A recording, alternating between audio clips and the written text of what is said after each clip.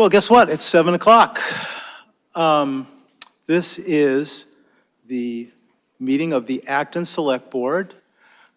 We start at 7 o'clock, so here it is. And we can't start until we have a quorum, which is 3 of us, and all 5 of us are here. So we are ready to go. I will call the meeting to order. I think that's the magic phrase. The first thing we do is we hear from residents.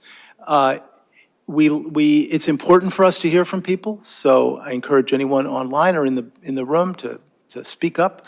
We especially want to hear about things that aren't on our agenda, because the items on the agenda will have public comment when we get to them. We've discovered that if you go on for more than 3 minutes, we're likely to lose our focus, or at least that's my problem.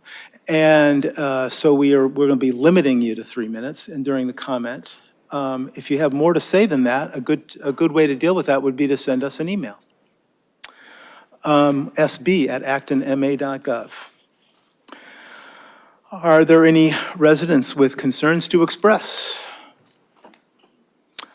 Not seeing anyone at the room. Is there anyone online? Oh, okay, I wasted that speech, but it's good to get practice with it. I'll say a similar thing next time. Then the next part of our agenda is called Chair Update, Town Manager Update, and Members Minute. Let's see, it's only been a week since we've met, so I don't have a lot of events or new news to report on. I will let you know about a couple of late-breaking shifts in the agenda. On Monday late morning, we got a request for an additional request for a one-day liquor license, so that'll come up later on in the agenda. And we also heard late in the day that the proponent for the site plan special permit would like to continue the hearing until a date which I will remember when we get there. However, since we have announced the public hearing, and since members of the public and the board have spent some time studying the plans and preparing questions and comments, we'll go ahead and open the hearing to at least hear a round of questions and comments before we consider a motion to continue the hearing to a different date. That's all I got. Mr. Manager? Thank you. Just a couple quick notes on things that are happening in the community. We've been working, if you may have noticed some activity at the Veterans Field parking lot, which is the corner of Great Road and Main Street, where that's going to be the location of our first DC fast charger, which we're getting with a grant from a few different folks. It's still a little bit of lead time before people can use it, but we'll hope to have it online before the end of the calendar year. So that's an exciting development in our EV infrastructure. I also wanted to mention on Great Road that the Mass DOT is working to install a hawk signal, which is the infrastructure that we proposed earlier this year to create a stoplight at the crosswalk near Brook Street. And that work has started, and it's going pretty slowly. I think the major delay is a supply chain issue with the mast arm, and we heard that that's coming in November, and so they hope to be able to put it up quickly once they receive it. So that's another thing that we'll hope to have in place before the end of the calendar year. So that's exciting development on Great Road. I also wanted to mention that we launched the Acton Rides, which is a taxi service. We provide pretty good public transportation options for residents, but most of them are between the hours of 8 and 4, and that doesn't always help everyone that needs help. This new taxi program will allow eligible residents to use a town-subsidized service for hours that extend into the evening and on weekends. We launched it quietly earlier this month and made some announcements on it last week, and it's already become starting to get used. So I encourage you, if you're interested, to contact transportation@actonma.gov for more information. The application is also on our website if you'd like to just fill it out and send it in. Finally, or almost finally, we have open meeting law training tomorrow night in this room. So it's intended for boards and committees, We have hundreds of people that volunteer every year to help make this community a special place. And we're trying to make sure that people stay up to date on the latest in municipal law, particularly as it relates to open meeting law and public records. So that opportunity is tomorrow night in this room at 6:30. Is it 6:30? 6:30. And finally, I went to the Senior Center on Friday for an event, and I was excited to hear some feedback on some things we've been doing in the community. One of them was on solid waste collection. I just wanted to remind the public that earlier this year, staff came to the board and asked for support for doing a listening session, tour, so to speak, to get feedback on the concept of taking a look at our solid waste program. Part of the climate action plan recommends that we investigate ways to reduce carbon use, and that was one way that we thought we could investigate. So we've been getting some feedback about the transfer station, and we understand that, and that's the purpose of these listening sessions. We had one at the Senior Center, there was one at the Finance Committee last week, and there's a few other planned for this fall. But if you have any specific feedback on the idea, feel free to reach out to our office as well. Thank you. Thanks, John. Let's see, picking an arbitrary direction from left to right. Members have things to say. Dean? Thank you. Just a reminder, the first of our speaker series for the Acton 250 committee, we'll have Professor Robert Allison here in this room on Thursday, the 21st at 7 p.m., talking about the precursor events to the Battle of the North Bridge. He's a respected lecturer and author, and we're looking forward to getting that program kicked off. The other item I have is I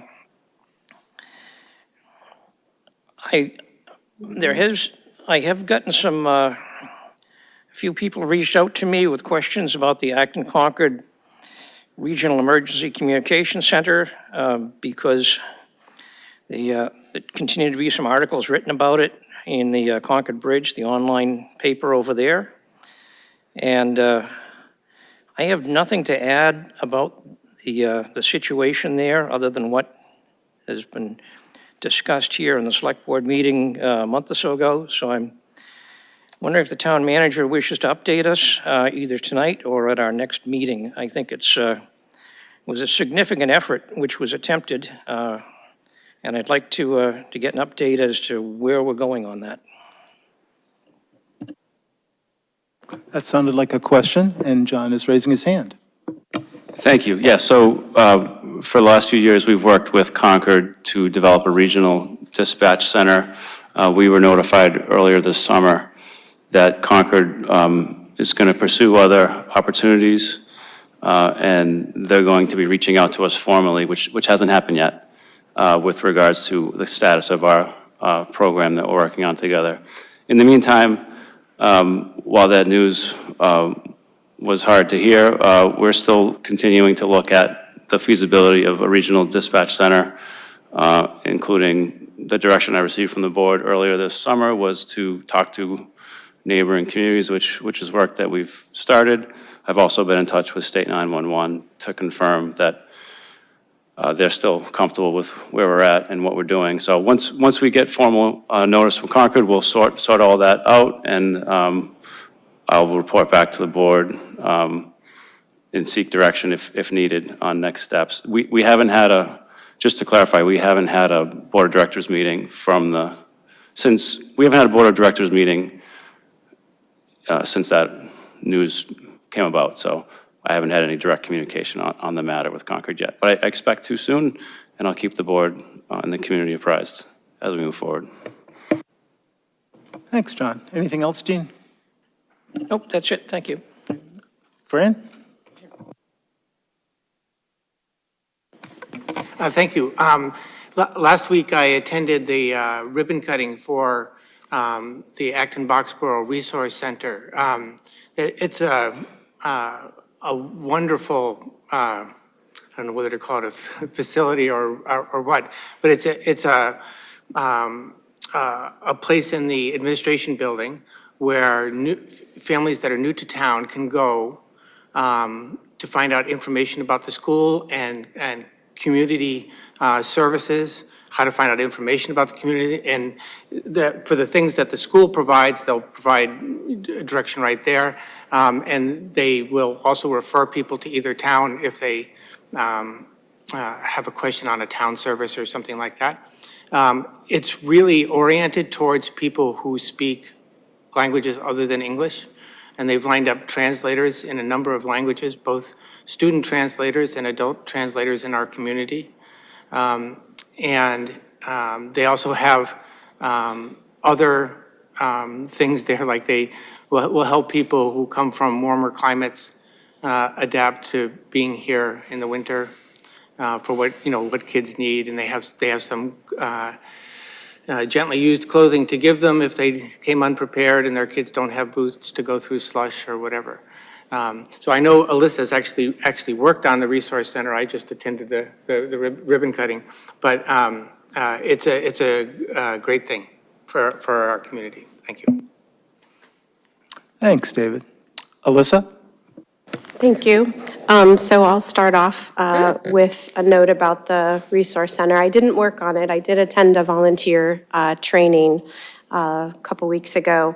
And I will add that there is a community resource and volunteer opportunity fair that's scheduled for that resource center at the administration building on Monday, October 2nd from 4 to 7 p.m.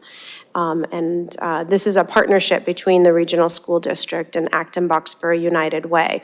So you may remember that United Way was housed at West Acton Village Works, and they have moved their offices to the administration building so that they can operate this resource center.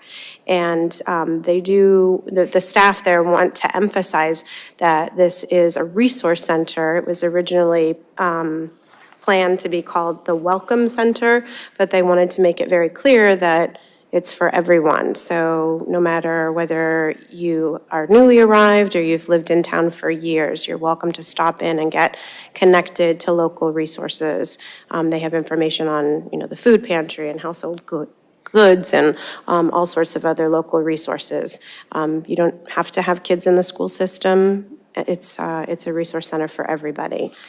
And the other couple of things I have to report are that the Citizens Library trustees met on September 5th, and they had heard about the suggested working group that our board discussed at our meeting. They thought it was a good idea, and all of them would like to be a part of the group. The AML trustees will be meeting to discuss that as well on the 28th. And then the last thing is that some of you have seen at Kelly's Corner, or rather around Kmart, that there's construction started there. So everybody should be aware that not only is the Kmart parking lot, can we call it the Kmart parking lot? The parking lot there at the corner of Main and Mass Ave being used as a staging area for the Kelly's Corner infrastructure project. Now there's a construction project going on the old Kmart building for Stop and Shop and a couple of retail sites. So hopefully the fencing and additional signage will make it really clear that we shouldn't be cutting through there either on foot or in vehicles. And I know a lot of folks like to do that to avoid the light, especially families that are traveling to and from school. So just a note for the community. Thanks, Alyssa. Thanks, everyone.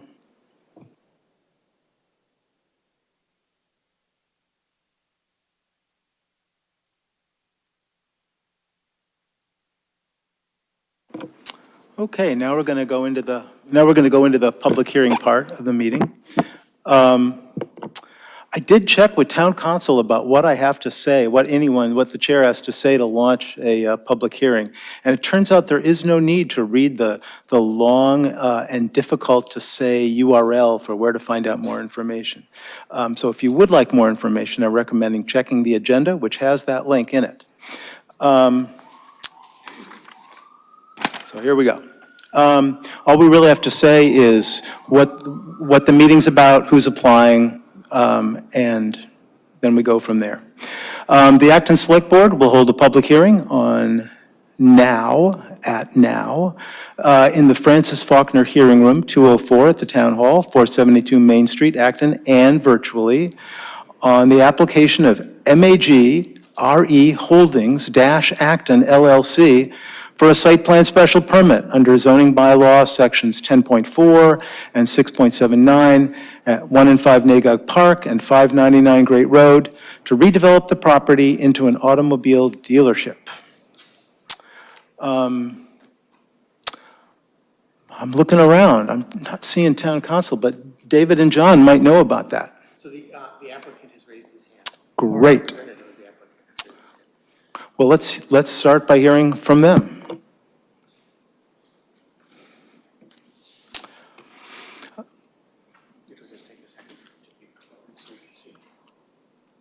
Okay, the applicant's representative is being promoted. Soon they will appear on our screen. Or we'll be able to hear them.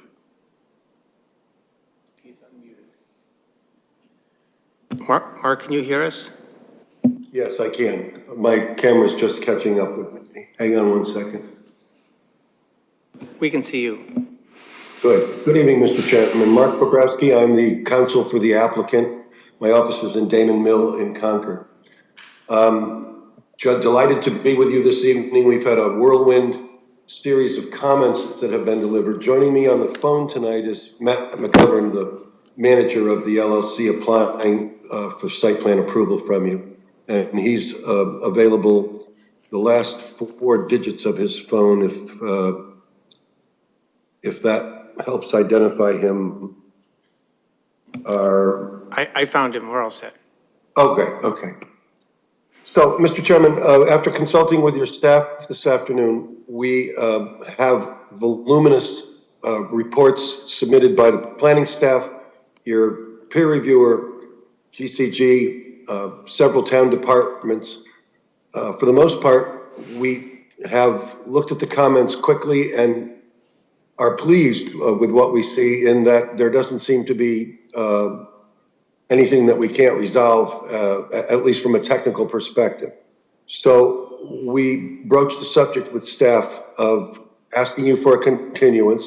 The date would be October 16th, and that would give us time to go through some of the more onerous technical requirements in a workshop setting with the staff and perhaps even with the peer review consultant, so that we can put those issues to bed, come back to you with a semi-clean bill of health on October 16th. Perhaps there will be 1 or 2 issues yet to be resolved.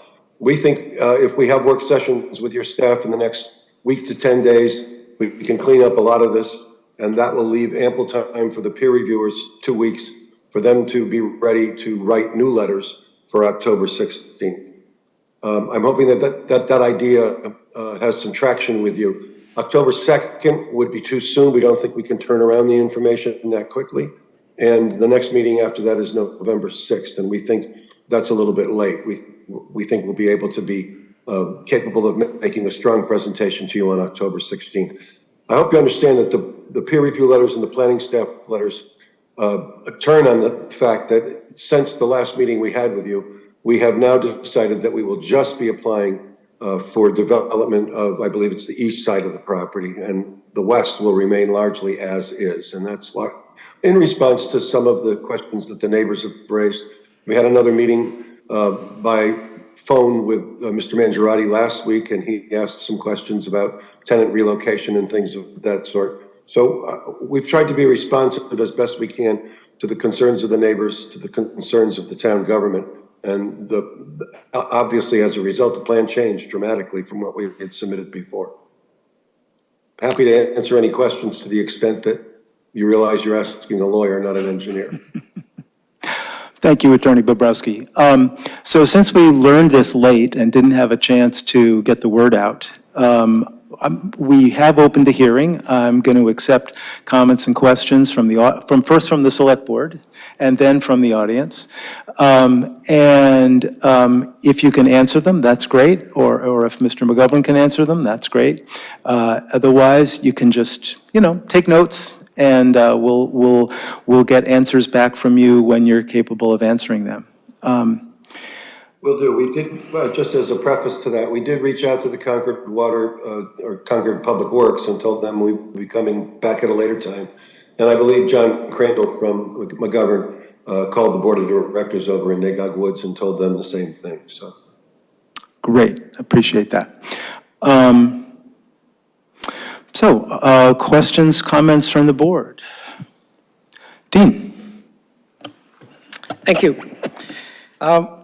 So I've been sort of leading the charge on this with the planning staff. I did meet with the design review board. We've come up with a number of points that, some of which I'm sure you've probably received already, but I'd like to repeat them now. And I do have sort of a philosophical question that I'd like to pose to the select board at the appropriate time regarding the design of the parking lot. I think that if we get some kind of a consensus from the board which direction that parking lot should go in, I think that will be helpful for you moving forward with your designs. So I will, I'll go through the list. I think the first item, and I know it just came out today, but on September 13th, the design review board did meet and discuss the plans that had been most recently submitted. They have a two-page memo that they've come up with. A lot of it, obviously, the plans they saw dealt mostly with the landscaping. And I'm sure planning staff will be able to get you a copy of this. We have a copy. Okay. I've seen it. Okay, I think the take-home message on that is that, and I hope that between now and the 16th, you'll have an opportunity to meet with Design Review Board, and they can go over their comments. Some of those comments are similar to ones you'll hear from me and perhaps other members of the board. Second item that I have is the latest plans do show a very large landscape buffer between your site and the condos at Nagog Woods. And I think, from my own personal point of view, that looks like a great situation, great opportunity.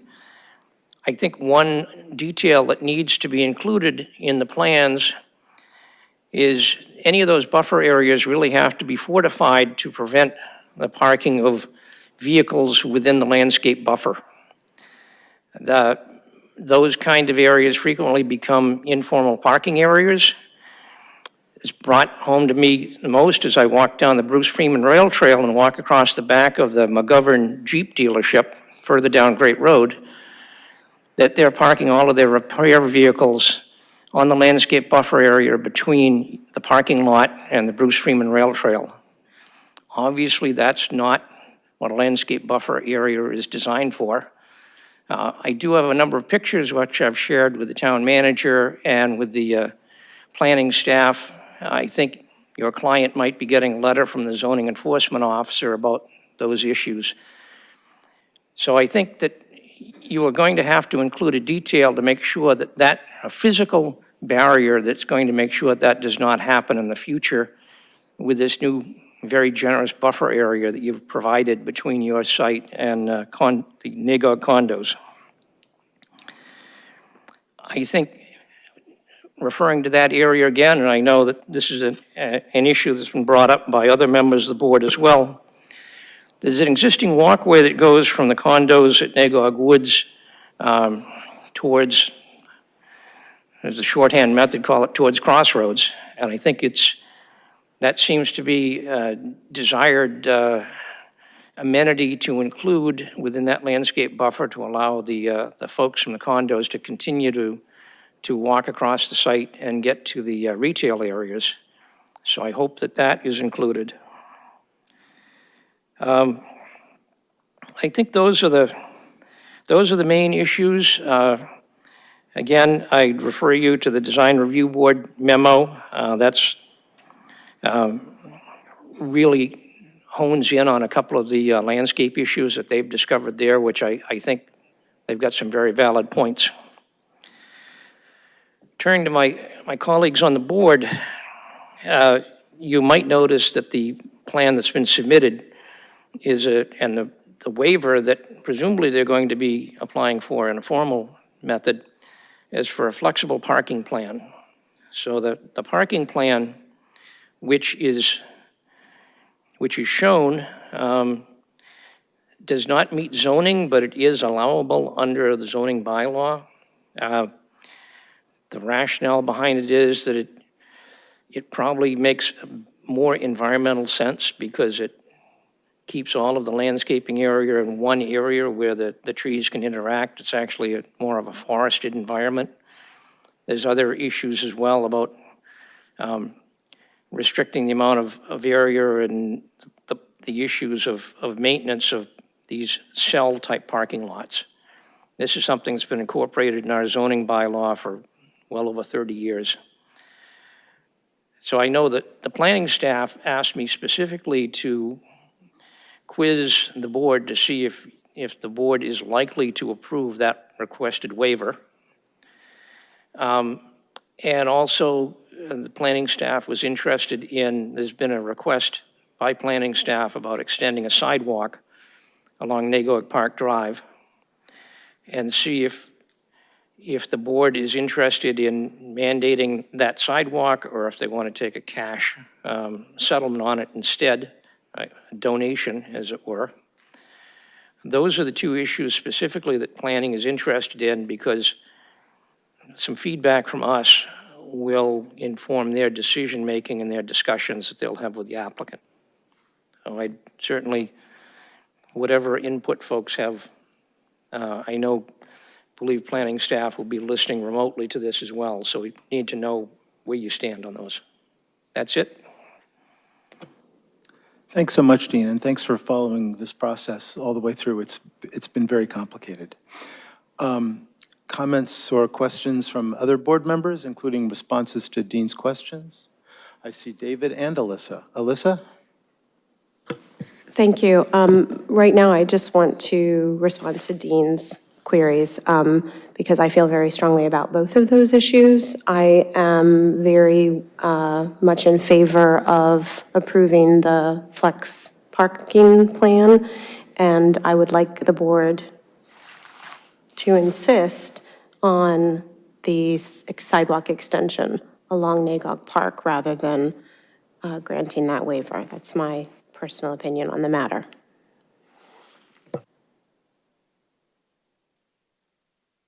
Thanks. David? Thank you. I also agree with that I prefer the buffer to the green spaces in the parking lot, not only because it's, better for the landscaping there, but also it's a buffer for the people at Nagog Woods. So I'm very much in favor of that as well. I do think that, for me, that we should have a sidewalk along that part of Nagog Park Drive. Lots of Nagog Park Drive does have a sidewalk. Nagog Park Drive is a pretty busy road, and it's no less harrowing to me to walk through the parking lot. You could walk through the parking lot, but then you have to, it's not as relaxing as walking on a sidewalk where most of the time you don't have to worry about cars. So I completely agree with Alyssa on both those issues. I have a question maybe for you and for the applicant as to how you want to handle things. There are a few things that I would like to condition on the approval of the permit. I don't know whether we want to propose those conditions now, after we hear from the public, or next time. Anyway, defer to you, whatever you'd like to do. Dean, do you have a recommendation on this? You've been following the process the most closely. I think what would be most helpful is if David told us what those conditions were, and then so that the applicant would have the opportunity to respond back to them and understand them, and then I think we can certainly mandate them, hopefully, at our formal hearing. Go ahead, David. Okay, the first one is one of the things that Dean mentioned about a walkway. I'd like to see, because the walkway behind the building is going to be removed, I would like to see a designated walkway from the end or the informal path at the end of Split Rock Drive through a series of crosswalks and sidewalks to be able to get to the retail parking spaces and to Nagog Park Drive itself. So to basically go all the way across, and what, I'm concerned about two things. One is that, people from Nagog Park have a safe place to walk to get to the shopping center and to Nagog Park Drive. And also, I want it designated and clear, because 6 months from now or whenever the dealership opens, I don't want a salesperson to come out and say, I don't want you walking in front of the building, right? I want it to be, that's the walkway, right? And people walk wherever you can put the walkway wherever you want in your design. I don't really care, as long as they can get to the shopping center and the road. But anyway, that will be a condition I propose, which if it's not in the design that we review. The second thing, and Dean alluded to this, and I know you've received the memo, I would propose that you work with the DRB on the site design, especially the main thing is that they propose some landscaping on either side of the, I'll call it, driveway that's kind of goes through the parking lot. That's kind of the main thing. And finally, when it's time for the building design, I'd like that to be, you to consult with our design review board on that as well. Even though that's not part of this site plan, when the building is designed, the site plan includes very little in terms of design detail for the new building, but I'd like the new building to be reviewed with the design review board as well. So 3 things. One more comment, if I may. This hearing has been continued quite a few times, and I think, and I understand, and I'm sympathetic that there's more information, you try to satisfy the more information, but I would like to have it delayed until a point that we're confident, rather than delaying it 2 weeks at a time until we're ready, right? I don't care whether it's November, December, whatever they want to delay it to, but I think it's the members, it's not fair to the members of the public who want to comment to have it, it's going to be next meeting and then it's not the next meeting. It's going to be the next meeting and then it's not the next meeting. I just think, and I understand the reasons why, and I understand that there's been feedback and you try to satisfy the feedback, and I'm completely sympathetic for that. But anyway, that's my opinion. We should try to choose a date certain rather than keep delaying over and over. Thanks, David. Fran, comments or questions? I'm in agreement with Alyssa and what David said. I also, maybe this is a message, a question for John, not so much the applicant, but where does this project or eventual project line up with our, the complete streets for that area north of Maine? Would you like me to answer that? So this project, the improvements on this project, from what I understand, are mostly on site, and the work that we're looking at along Great Road is within the right-of-way. So I would hope that any changes to the interior circulation would be coordinated with any work that's planned for Great Road itself. But we're still in the conceptual phase for those. So any work that's done here, we could coordinate in the appropriate time without having it be an issue, in my opinion. Anything else, Fran? Okay. I don't want to make too many comments, so I think I'll save mine till the 16th. I don't have a list of conditions in mind. I'm mostly looking forward to hearing from the public. A note on hearing from the public, if after this meeting or during this meeting you have any comments on sidewalks or the flexible parking plan, you can write to sb@actonma.gov and let us know. And those kind of comments directly about a project that's in the middle of a hearing also go to the applicant. Let's see, I guess in terms of the questions you've asked, Dean, if we find ourselves moving towards an approval, then I would be in favor of the flexible parking plan. I think you're right on in thinking that is better for the environment in terms of the health of the plants and the trees especially. And I don't have a strong feeling about the sidewalk, so I'm happy to guess that we would go along with the opinion of the majority of the board on that one. And we can have more comments and conversation as a board, but it seems appropriate time to hear from the public. So we'll do the same thing about, having 3 minutes max to hear from people, and longer than that, we can, you can send us an email. Every time you see me like lifting my hand up and putting it down, that's another minute, just so you have a sense of what's going on. So are there people in the public who would like to talk about this hearing? Good evening. Carla Heiler, 531 Old Stonebrook. By the way, David and Alyssa, do you know your signs are switched? It's been bothering me all night, sorry.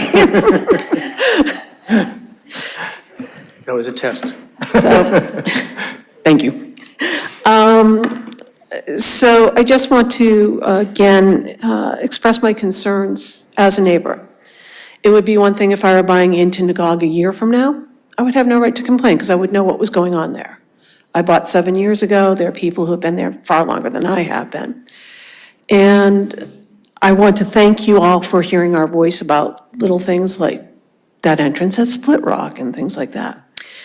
I have a couple of questions. First of all, is the building design still planned to be 1.5 or 2 stories?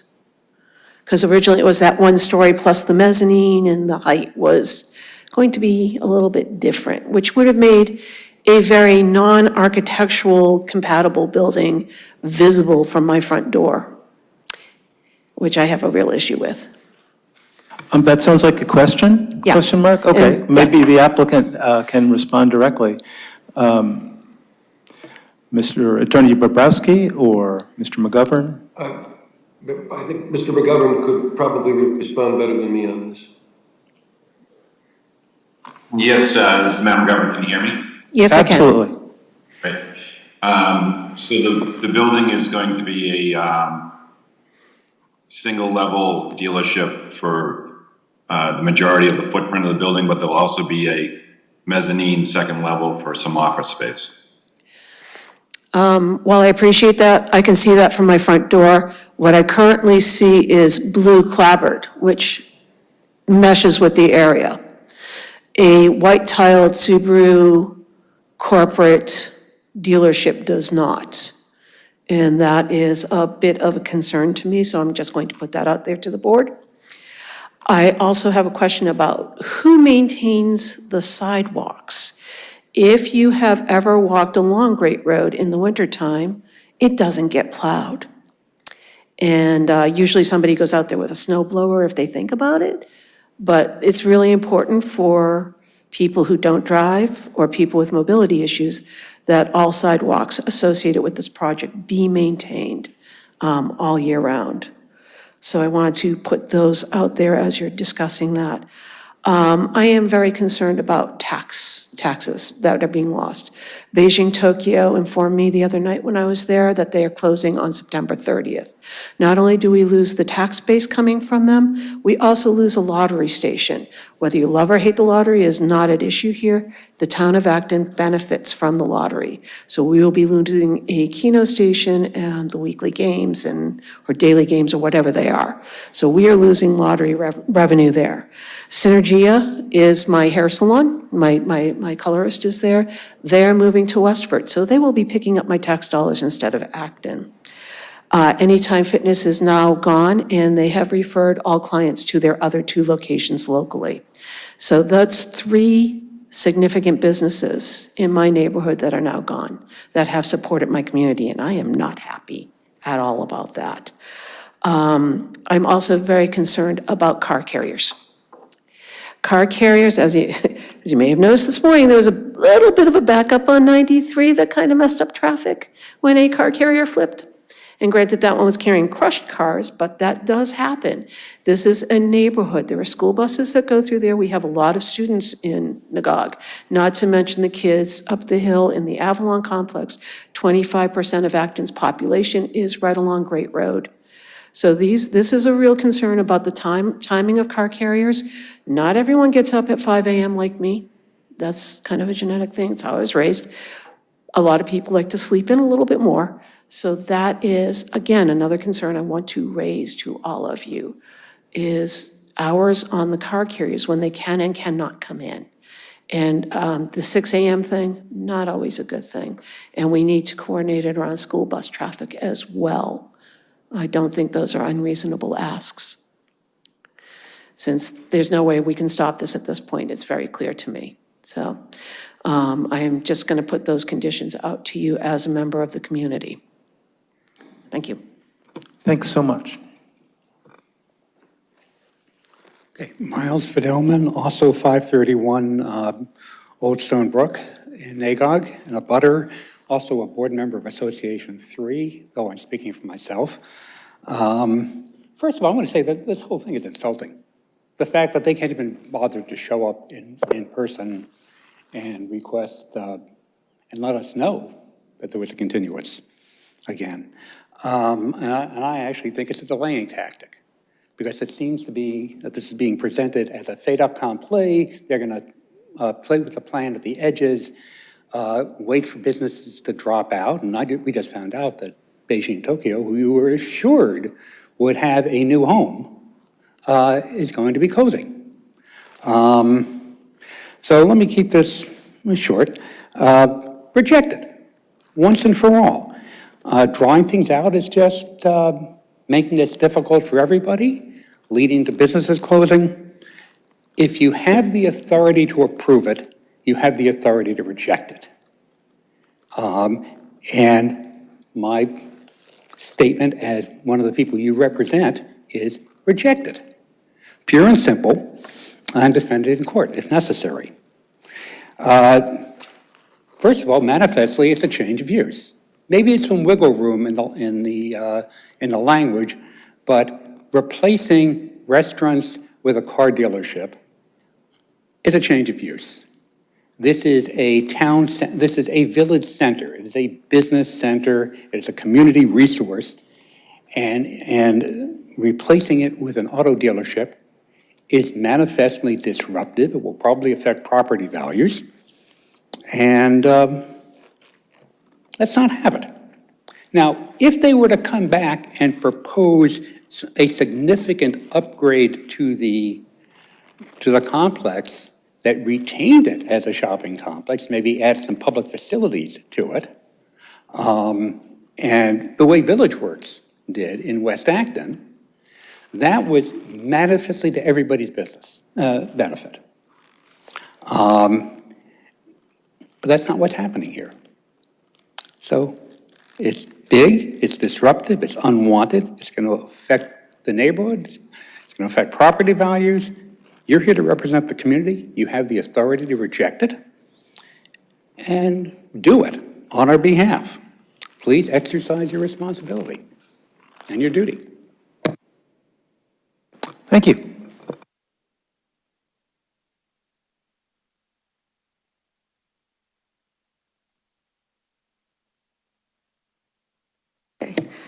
Linda Oneska, longtime resident of Nagog Woods.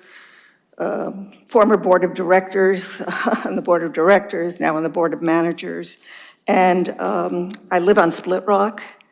I think any changes, including a sidewalk down there, there's some units that are right near there. So I would hope that people who live in that area be sort of advised about any kind of change in terms of the pathway there. I think that's important because I don't think it's your board's responsibility, but we really haven't been updated on what's been happening.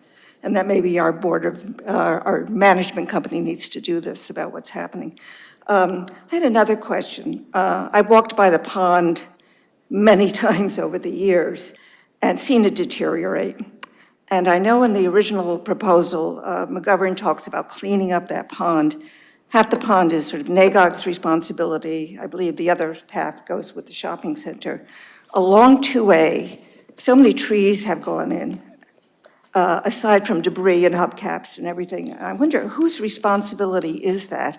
I know it's a state road, but it's going to become a swamp. It's really a shame because it's a very nice little entity. I know anyone who used to eat at the Scupper or whatever it was called enjoyed it, but I'd be more than happy to walk with anyone along that and show them what I'm talking about, because I think it would enhance that area, and including the town, to have that pond and all that debris and blowdowns cleaned up.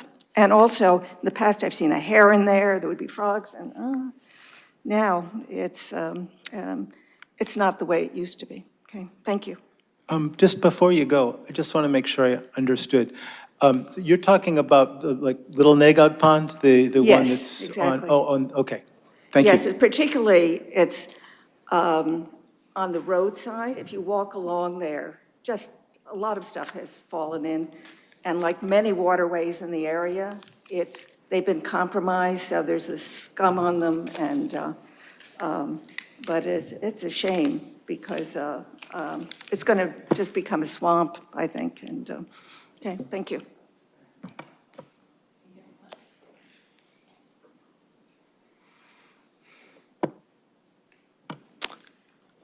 Hi, I'm Carolyn Kiley, 11 Parkland Lane. And I still have a question about, this is called a site plan special permit. And at the beginning of the last hearing, we were told, well, nope, that they've got a right to do this. And one of you folks said, well, can we go back and look at why the agenda item is site plan special permit? And if that should be changed, and it's still site plan special permit? And I've gone through the permit regs, and I don't see anywhere where it's a right. That I see it as that you folks have your right is to decide whether to allow it or not. And it's still on the agenda called a site plan special permit. So if it is a site plan special permit, I am encouraging you folks to look at it as, should we approve it and should we not? Because some of the conversations have been that it is going to be approved versus asking for you folks to independently and individually decide, is this right or is this not, according to the rules for the site plan special permit. Because kind of the discussions made it seem that maybe deliberation isn't going to happen. So I'm just encouraging you to, if it is a site plan special permit, you have, as was said before, you have the ability to say no and you have the ability to say yes. The other thing is, I'm surprised at some of the questions that are going back to them, because it seemed like the last hearing, we made it really clear. Of course, there should be a nice walkway between Nagog Woods and this new proposed facility. But if that's even a question, then obviously they weren't listening to us. Sidewalks, that's the bread and butter of what we're doing with Acton and sustainability. And if they're asking for a waiver from a sidewalk, they're not listening to any of our comments that we've made at the last hearing. Sustainability, I would have expected that they would have considered a green LEED approved building. Acton has a sustainability policy. I understand at last hearing it doesn't have teeth, but a good faith effort by the applicant to say, okay, maybe this isn't a popular thing, but we're doing X, Y, and Z to be sustainable, to meet Acton's sustainability policy. But I don't hear that either. I kind of feel that our comments are meeting upon deaf ears. I, for one, would be a little more positive if the applicant was going above and beyond to meet Acton's sustainability goals. It's very important. If we're going out looking at townwide trash pickup to minimize our impact on the environment, then any applicant before you should be looking at how they could be a better steward of the environment when they bring something to you. So that's just been surprising to me, that it seems like they haven't heard what we were saying at the last hearing. And then finally, just to keep people, straight and honest, the Conservation Commission agenda for Wednesday has a notice of intent for 2 automobile dealerships. So I just want to make sure that maybe the agenda's changed and that really they're not getting approval from the Conservation Commission for wetlands, for permit mapping for 2 dealerships, and then get the site plan special permit from you for 1, because the wetland permit is good for 3 years. So sure, they could get their site plan special permit for you for 1, and then they've already got their wetland permit. They can come back within 3 years and voila, all of a sudden we've got 2 here. So I do think that needs to be cleared up. Thanks.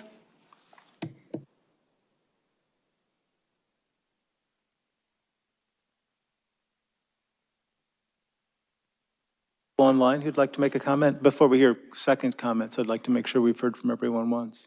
There are no hands raised. Okay. Looks like there's some second round of comments. This is just a very simple one. I think Carol had a good point. This thing keeps coming back. The hearing is open. Take a vote. Reject it. Get it over with. Thank you, Mouse.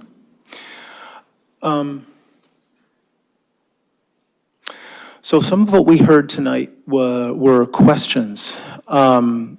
The one question that's echoing in my mind right now is about the Hanscom hearing, and I wonder if Attorney Bobrowski has any insight into what's going before the Conservation Commission and whether it's the Phase 1 plan or whether it's the 2 dealership plan. I'm not representing the applicant in front of the Conservation Commission, so I think Mr. McGovern can answer that. Maybe that plan just hasn't caught up with the recent changes on the zoning plan, site plan. This is Matt here. I'm not necessarily familiar with that hearing as well. Obviously, whatever is approved through either board will be the same plan ultimately. So perhaps it's an older application going through Conservation Commission. I'd have to look into it. At the end of the day, though, Mr. Chairman, there's going to have to be a zoning opinion for financing, and it's that the project, if built as shown on the plan, will get a building permit, and there can't be 2 plans. So this is the plan that we're working with right now. David has a thought. So the item in front of the Conservation Commission is a continued public hearing. The description is just left over from the original description. Yeah. That's good to know. Thank you. Are there any additional comments from the board, having heard from the public? Alyssa? Thank you. So these are my original comments, and I'm just going to pull out ones that I think may not be discussed when they have their meeting with staff. So I apologize if they're extensive. One thing that I would like to have defined in the operation and maintenance plan for the stormwater, the applicant had agreed to include routine inspections of the culverts from Little Nagog, and I think that was in response to Concord Public Works request. And I would like routine defined as in a certain number per year, because there are some other maintenance items that do have specific timings. I have a question about the snow storage area that's on the east side of the site. It looks to me like it might be in conflict with the evergreen landscape buffer. And I know that McGovern is really intent on making sure that that landscape buffer is as large and stays green year-round to provide some noise and visual barrier to the Nagog residents.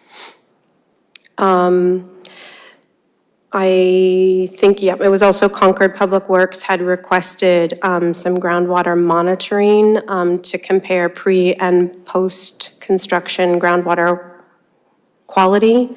And the response was that the applicant is willing to provide environmental testing done to date. But I would like the board to ask for the applicant to provide post-construction groundwater monitoring as well, because that's been asked by Concord Public Works, and they're using Nagog Pond as a water supply for their residents. The operation and maintenance plan talks about using only calcium chloride and magnesium chloride, and also mentions approval by the town of Acton and Concord Public Works for de-icing. And the attempt here is to not use sodium chloride, but chloride also is a salt that's soluble and it's not going to be removed, and it has toxic impact on aquatic life. So I would like the applicant to seek a recommendation from Concord Public Works or Acton Water District about another de-icer or low application that can be used, because Little Nagog does have a hydraulic connection to Nagog Pond. And there are some alternatives: sodium acetate, potassium acetate, calcium, magnesium. So we could eliminate chloride. And in the parking plan, I did see a note about Frolic and Detour having listed 350 seats on their website. And according to our zoning, one parking space for every 3 seats is required. And it looks like they now have only 106, so they're a little bit short. So there were some notes in the GCG comments about the parking at that restaurant. I just want to make sure that those are discussed when the applicant is speaking with planning staff. The landscape maintenance plan response, again, to the Concord Public Works comments, was that any fertilizers would be reviewed and approved by Concord. And I'd also like to see insecticides and herbicides. Pretty much, any chemical that's used in landscaping has a potential to have a negative impact on the water. And then the last thing that I didn't see anything from planning or GCG about the dumpsters, other than that they need to be enclosed in fencing. But I would request that the applicant consider an alternative location. It's right on the boundary between the site and Nagog Woods. And it seems like the absolute worst place that you could have a dumpster that needs to be picked up by a large truck and then dropped back on the pavement early in the morning. So they're already going to have to deal with the noise from car carriers. And I just hope that maybe between the Western Mall that's staying and the car dealership, that would be a better place for the dumpsters, or behind the building, because the only thing behind the building is an office park. I'd like to see those away from the residents if possible. That's it. Thanks so much, Alyssa. Just to take a brief pause, I just want to make sure that Attorney Bobrowski and Matt McGovern are able to hear what's being said here, so that you can include it in your accumulated comments that you're trying to respond to? Of course, I've been typing on another screen in real time, so I've got a great list of things said not only by the members but by the audience as well. Great, appreciate knowing that.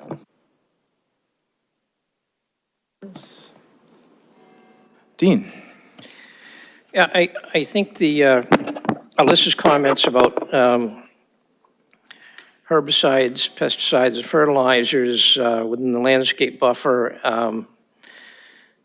I think we should tread lightly on regulating those. Not that it's not a good idea, but there are some federal and state preemptions governing local regulation of pesticides. And I would say that if there's going to be any discussion of this, it should be to the approval of the Acton Board of Health or the Acton Select Board rather than the town of Concord. I'm also, I know it's been a debate in the past, and I think that it should be positively verified one way or another. My understanding all along has been that there is no hydraulic connection between Little Nagog and Lake Nagog.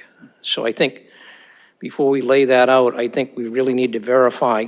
I believe the drainage goes the other way, but I think that needs to be verified. That will certainly have some effect on any discussion of regulating fertilizers or other chemicals used around Little Nagog. I also, in regards to the question that was raised from the audience, I think any discussion about work done on Little Nagog, obviously that's a regulated wetland. The lead on that probably should be our conservation administrator, Mike Gendron. Unfortunately, as unaesthetically pleasing as some people might feel it is, ultimately, small ponds like that will indeed turn into swamps. But I think, that the discussion about any work there obviously has to go through the Conservation Commission. Thank you. Dean, do you have a proposal or some ideas on how this board should verify the hydraulic connection between Little Nagog and Nagog Pond?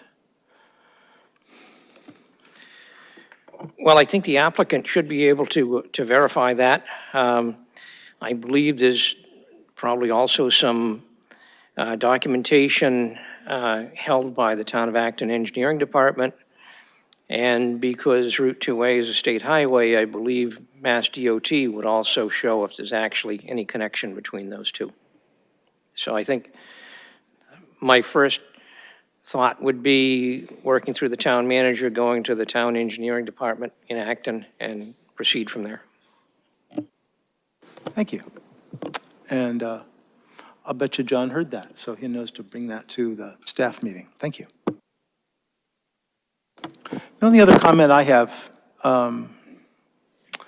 is about the concern that Caroline raised about, hey, is this a site plan special permit or what? And what about the way that site plan special permit regulation is written? We've been down this road a couple times before, and I find there's some parts about this conversation that are hazy to me. So I will certainly seek clarity about that and share that at the next hearing with whatever I'm able to find. I know there is some inconsistency between the way the town of Acton describes the site plan special permit process and the way the state does. But this has never been tested in a court of law, so there is some ambiguity here that we're going to have to make sure to understand as well as possible, to understand what we're able to do and not do. And I'm happy to make an effort to, understand that better with my non-legal mind and in consultation with the staff, who includes people that actually do have legal minds, and bring that back to this hearing. I think our next part about this might be considering a motion for continuing the hearing. Dean, since you're watching our process here, is that our next step? And would you like to make a motion like that? I will move that we continue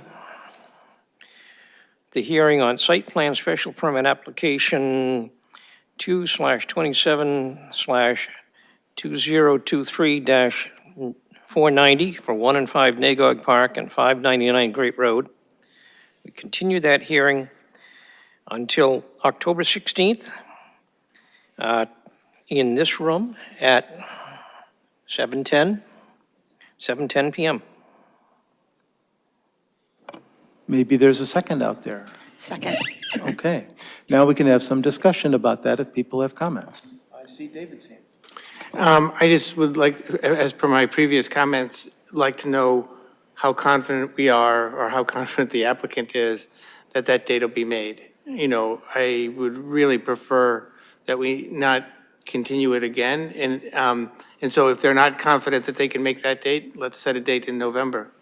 But anyway, that's, you know, I don't want to see the hearing continued again. You know, we can continue it if we go through, if we go for an hour and a half and we're still working, that's a reason to continue it. But to get it continued again at the beginning, like we've done, I don't know, at least half a dozen times, that's too much to me. Mr. Chairman, may I respond? Please. Like you, I pushed hard on whether or not we would be ready on October 16th with my engineering staff. And they assured me that after we have work sessions with the planning staff, which I've already received an email attempting to schedule for next week, or actually this weekend, next week, that the material could then be worked up on our side and presented to your peer reviewers with 2 weeks left in the period before October 16th. So I guess the message is that if the peer reviewers, and we understand everybody's busy, we're busy too. If they can respond, and that'd be great, because we'll probably make a full round of comments there. If they're only partially able to respond, we will still be there on October 16th. And we will make a full presentation that evening. We may need to come back on November 6th to hear the final say from your peer reviewers, but we intend to come. And I pushed very hard to make sure that that was going to happen. John, maybe you could repeat for us what the planning staff said about their ability to be ready? I'd like to call upon the planning staff who's in the room virtually. Great. Let's bring in Kayla, or whoever on planning staff is there. Hi, good evening. Could you hear me? Absolutely. Hi, this is Kayla with the planning department. Based off of the last submittal, 2 weeks should be enough time for GCG and all applicable staff departments to review the plan. That's great to know. Thank you.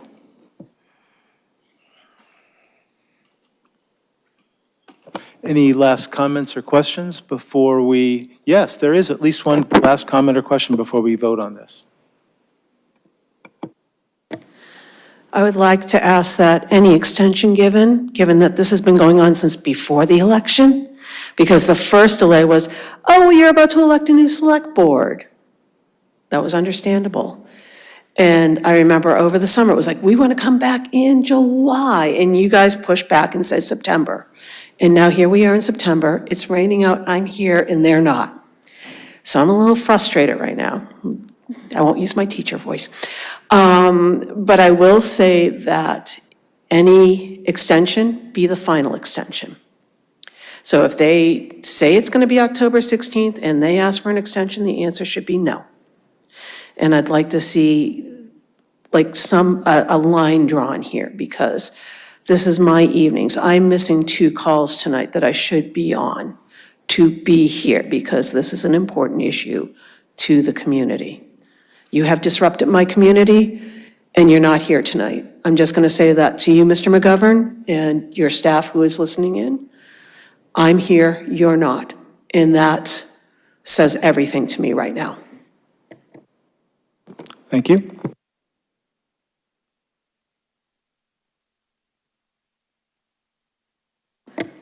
Point of clarification. I remember early on the discussions, and I've been at all the meetings that included the McGovern Group and NAGOG that were made public. Someone mentioned, yes, that they would only put in 1 dealership, and someone said now. And that troubled me. And so I wondered, what about the now? And can that be addressed in whatever agreement is made? Because as we know, initially, they wanted 2 dealerships. And I have the feeling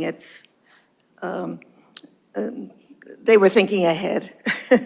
So if that can be clarified or considered in any approval, that would be helpful. Thank you. That's certainly on my list of questions as well. Just a simple question here. I mean, that nobody has actually addressed. Every comment that I've heard seems to imply that this is eventually going to happen. That I've yet to hear any one of you say that, yes, we have the power to reject this. And assuming that you do have the power to reject it tonight. Why go for another continuance?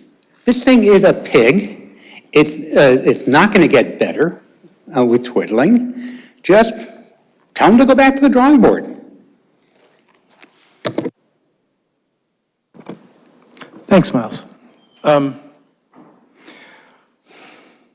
Would anybody like to, let's see, no, we actually have a motion and it's been seconded already.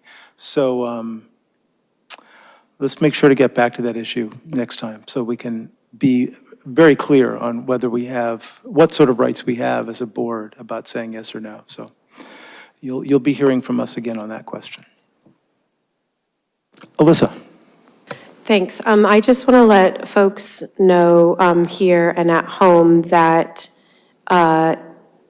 when the hearing is continued to October 16th, there isn't a requirement for the board to make a decision on that date because we have a certain number of days after the hearing to render a decision. So I'm responding to Carla's suggestion that that be the final continuance. It might not be the final hearing because we might have questions that need to have a response from staff or the applicant to come back at a following meeting. So just to let you know that. Again, my point is that's fine. I think, can we do this after the meeting or can you just? My point is that's all well and good. I'm just saying that if they ask for another continuance, that's what I'm objecting to. Got it, thank you. And just to follow up on Alyssa's point, the other part of the process is at some point we close the hearing and then we start our deliberation and at that point we would typically end up moving towards a yes or a no, develop conditions if we're saying yes and so on. So there's that extra bit of process after we decide we have all the information we need and we just need to, talk to each other about it. That's a public process, but it won't have public comment.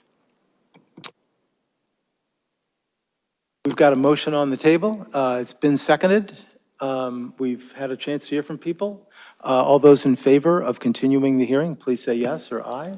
Yes. Aye. I feel like it's a big deal, so I should check to make sure there's any nays out there or any abstentions. No, okay.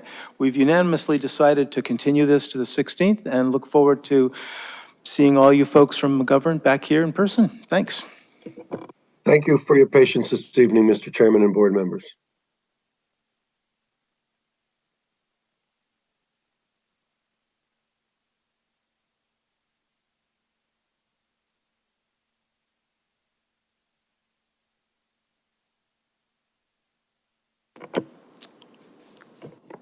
Okay, the next item on the agenda, discussing the Hanscom North Airfield Hangar expansion project and next steps. Give an intro here.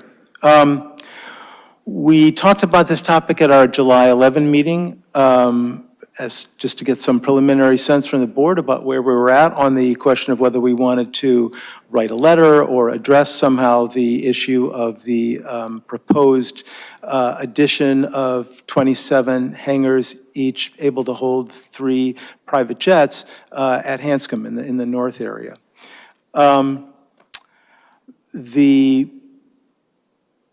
We heard a lot of questions and concerns from select board members, so I wrote up something that's in our packet. that anyone can get to with some responses.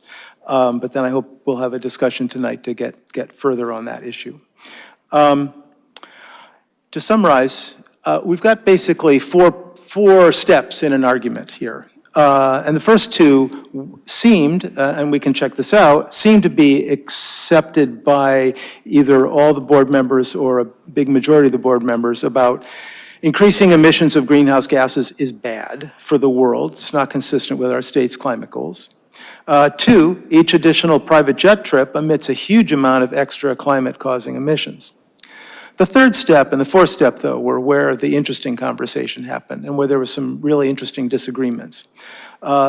Step three, the expansion project would increase private jet trips and increase emissions. And four, it's appropriate for Acton to make a comment to the governor about this. So let me go into that a little bit. Thanks.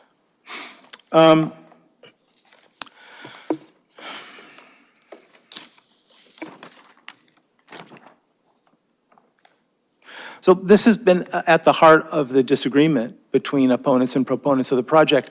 The other thing that we heard a lot from the select board was, wouldn't it be really helpful to have Massport come in here and talk about their view of the project? So after a little bit of inquiry, I have not found any interest on the part of Massport. They don't seem to be engaged in a public process on this at this point. Their statements have gone into the environmental notification form, which is in the process of being evaluated by the Mass DEP to create, in their process of creating an environmental impact statement. And that's where, in that environmental notification form, is where this argument was written down, that if we have jets that are housed at Hanscom, then those jets, which theoretically were somewhere else before, will no longer have to be ferried to Concord, to Hanscom, where, the people would then get on, because I guess rich people live around here, and they want their private jets where they are. They don't want to drive out to New Hampshire or wherever else their private jet is being stored. This was an argument that was made before. The last time there was a bit of an expansion of private jet capacity, it turned out not to be true. There was a reduction in the number of airplane trips from Hanscom, but that was because of a reduction in the number of propeller flights. Jet flights actually increased. And when you think about it as, from a simple math point of view, if you have jets that are housed at Hanscom, and maybe they fly, 5,000 miles a year, they each emit a lot of carbon dioxide each time they go out, and those extra emissions will be there if the hangars are built and won't be there if they're not. The other point that's related to this is that we're not talking about some fixed number of, because people raise the concern about, well, if we don't do it here, they'll just go elsewhere. We're not talking about a fixed number of jet trips or a fixed number of jets. Taking a private jet trip is a choice that's made each time.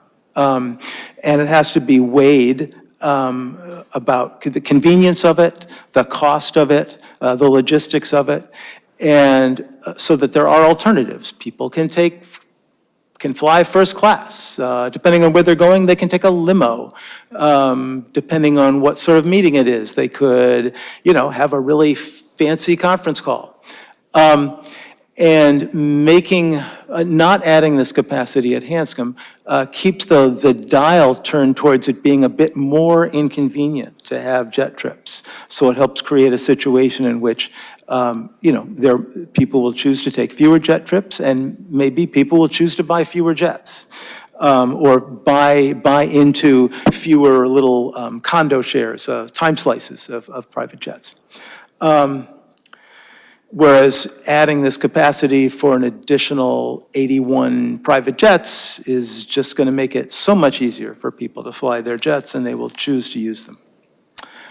So that's that basic argument. The other thing is about our standing, whether it's appropriate.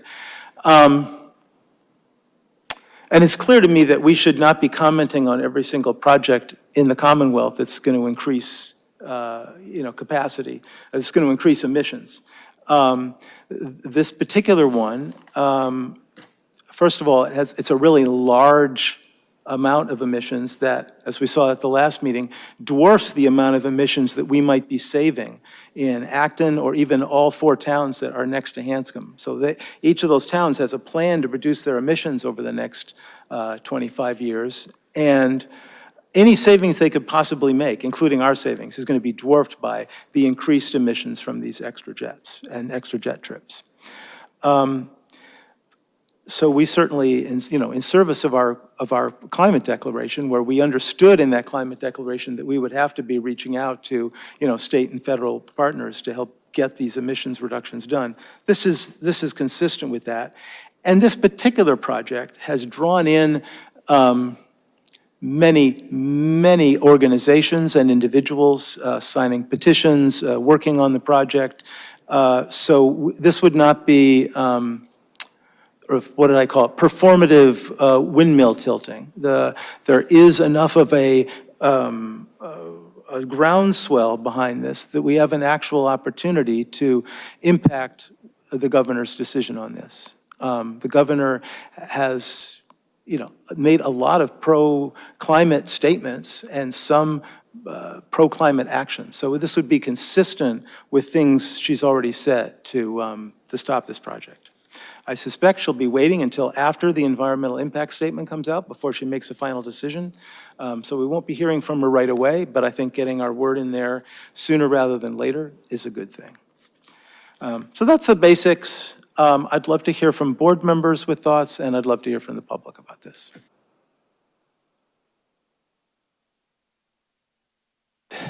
Thank you for those comments. I still haven't seen any kind of analysis which shows net whether there'd be more flights or fewer flights, right? And I'm not just talking at Hanscom, at wherever, right? I don't think we've seen that. We don't know whether there would be more greenhouse gases or less greenhouse gases, right? Without some analysis, with some assumptions. One of the things that you said, it sounded to me like you were assuming that these jets were new, but they were added, right? And they wouldn't be bought and they wouldn't exist. If that's really true, then I think that there is there would be more greenhouse emissions from that. But I don't see that that's necessarily that's necessarily true. I'm also, a bit concerned about folks that are using the environmental argument to not have additional flights at Hanscom, right? And the main group that's opposing this has not wanted flights at Hanscom for a long time of any kind, right? And in the past, they didn't use an environmental argument like they are now. It's just that climate change is in vogue now, and so they're using that. Some people have said that it's not affecting commercial, this ban on the hangars would not affect commercial flights, but this group has lobbied against commercial flights before. They've also lobbied against having a shipping company station planes there. And so I don't think that's, the arguments there are fully credible. And I've even seen an argument that says this is a racial justice issue, which, or environmental justice issue. I just don't see that at all. I mean, if anything, we'd be driving traffic to Logan so that these planes would fly over Everett and Chelsea and Revere instead of Lincoln, Concord, and Lexington. That's, to me, reverse environmental justice. So I don't see any environmental justice argument here at all. And in fact, like I said, it goes the other way. I think also we need to be clear of that. I mean, some people are going to take a private jet if they own it. Lots of companies have private jets. Some people use private jets. You're talking about, there's also, I've seen some wild numbers, which I don't think are correct either. There's about, in my figuring, about an order of magnitude difference in terms of the passenger carbon emissions per mile or per trip. I have some numbers that I could talk about that. Basically, a commercial jet might get somewhere between 0.2 and 0.5 miles per gallon, but carry 100 to 200 people. A private jet might get 20 miles per gallon. 20 miles per gallon, and would carry 10 to 20 people. There is a difference there, but it's not earth-shattering, and I've seen numbers that showed 2 and 3 orders of magnitude. That's just not correct, right? And so the things that bother me are these, to me, claims that were arguments against having increased traffic at Hanscom, and they're using the climate crisis as an excuse and using other arguments as an excuse. I mean, I'm fine if people don't want additional traffic at Hanscom. That's a very reasonable position to take. But to use, to say it's, an environmental justice issue, I think is not, it's dishonest. Thank you. Thanks, David. Alyssa? Thank you. So I would suggest that we craft an honest letter then, because I think that there are many reasons to oppose this expansion, not just environmental. And as far as your convenience argument, Jim, I think that makes a lot of sense. And I haven't researched, to find data to back this up. But I think it's true that if you have your private jet closer and it's much more convenient to make a decision to either take a trip or to use that mode of transportation, then you're going to be more likely to make that decision. That makes a lot of sense to me. So I appreciate using strong, honest arguments. So I'm in support of us crafting a letter that uses strong, honest arguments rather than taking advantage of anything that's not supported by evidence. Just to follow up, Alyssa, you asked that we put into our packet an earlier letter that the Town of Acton Select Board signed off on in 2005 about expansion at Hanscom. I wonder if you wanted to say anything about that? The only thing that I wanted, the reason that I wanted that included was because the Acton Select Board had taken a position and referred to many different reasons to oppose the proposed expansion then. They did not include carbon emissions in that letter, but there were certainly environmental impacts, mainly from the clear cutting of trees. And I haven't looked closely enough at this plan to find out, how many, if any, acres of forest is going to be cut down to build these 27 hangars. Is that what you said?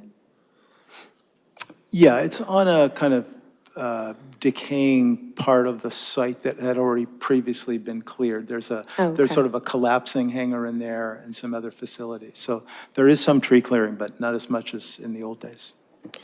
Some of the things that were mentioned in that letter that the Acton Select Board signed, and is there a date on this?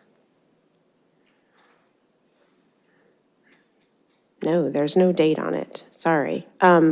It was There's a like, reference to 2005 somewhere in the yes, second somewhere or third around paragraph. then. Yeah. But they also referenced the tourism industry and all of the historic heritage sites and traffic and that's an emissions issue, how that would be impacted negatively. Thanks. Fran, what are you thinking?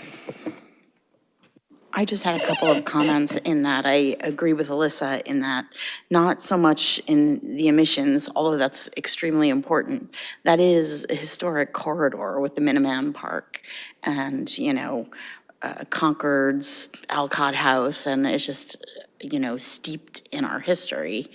And one would argue if they build the hangars, they will come, so. So I think you're talking about the increase in noise, and yeah, thank you.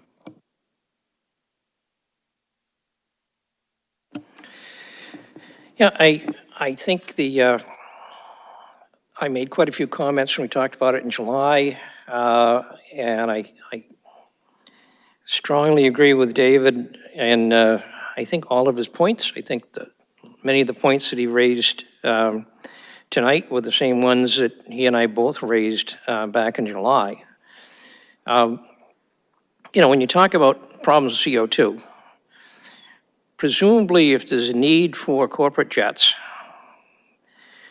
though corporate jets are going to exist somewhere, and whether they're housed at Hanscom or TF Green or Keene, New Hampshire, or Portsmouth, they're going to produce a certain amount of CO2, and we can argue about how much CO2 they're going to produce. But it's still going to get produced. And the atmosphere is dynamic enough so that excess CO2 that's generated in Portsmouth, New Hampshire is going to make its way here and impact the climate.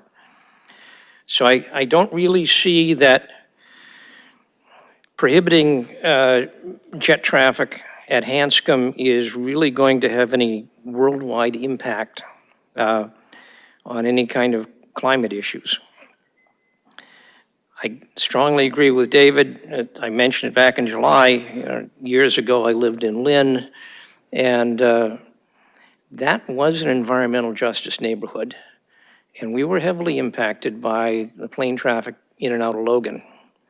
And the proponents here that want to keep the private jets out of Hanscom and want to dump them presumably on Logan really are concerned about their homes and their backyards, and they really aren't concerned too much about true environmental justice communities such as you have in Lynn, Revere, Everett, those areas. There are reasons why corporations and individuals use corporate jets.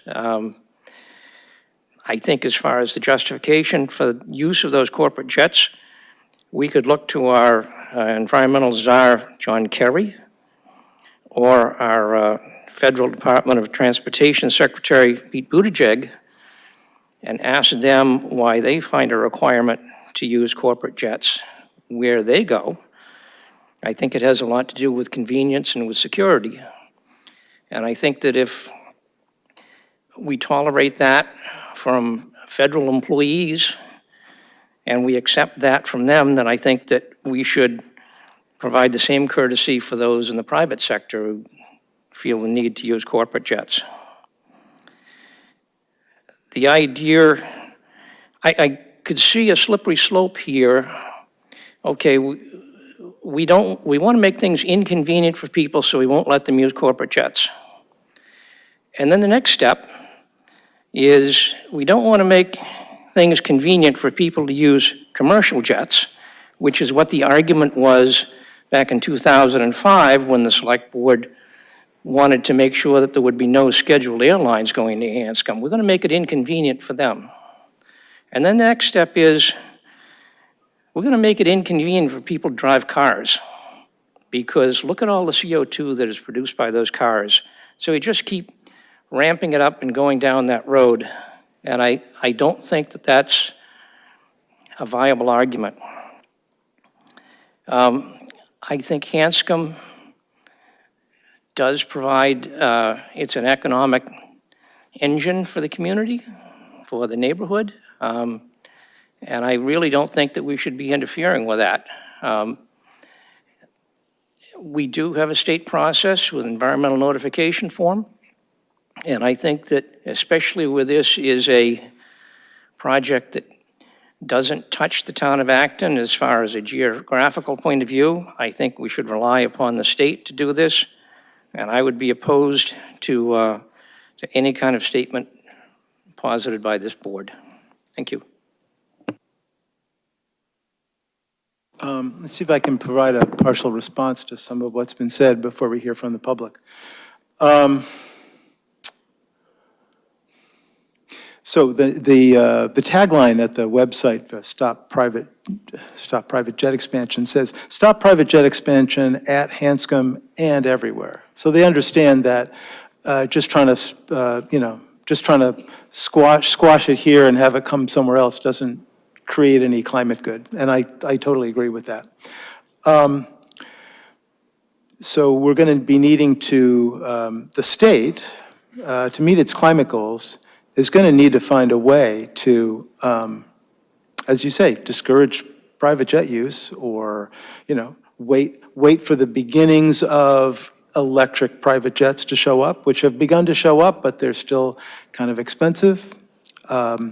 But that may be a direction for the future. In any case, the state needs to find a way to rein in private jet use. And it would be inconsistent with that to add capacity for private jets. So that's why I would make that recommendation to the state. In case, one part of the state apparatus doesn't know about the other part of the state apparatus. There's the part that's, wanting to encourage commerce, and there's a part that has a climate plan. And, they need to meet and talk to each other, and that's what the governor's office is for, is to, bring these concerns together and make decisions that make sense. The other thing I heard that I found really intriguing as possibly a way forward is both from Alyssa and David, the fact that there are other reasons to oppose additional private jet flights from Hanscom that impact Acton, and that perhaps there's a letter to be written that would have more agreement among the board that would address those other reasons as well, and would either would be quieter about the climate issues as the lead issue. I'm certainly open to that if that ends up being a direction that's comfortable for the board.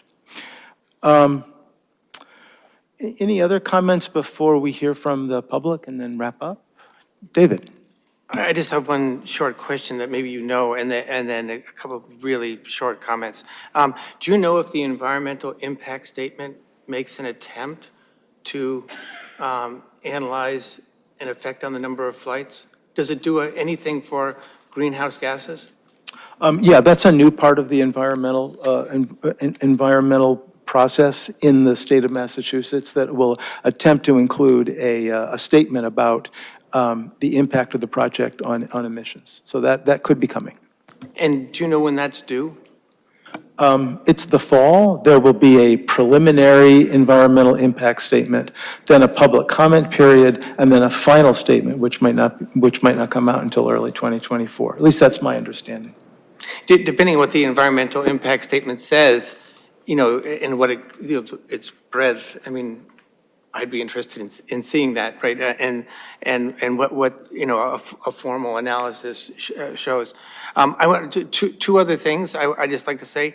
If you assume that a private jet is half full, it consumes about the same amount of fuel per passenger mile as a car. Actually, a limo might even consume more. And so I'm obviously talking about internal combustion engine cars, right? It probably consumes more than a Prius, but less, it consumes or emits less carbon on a per passenger basis than an Escalade. So if you're talking about taking a limo from Hanscom to or a private jet from, say, Hanscom to Binghamton, or I don't know where you want to go.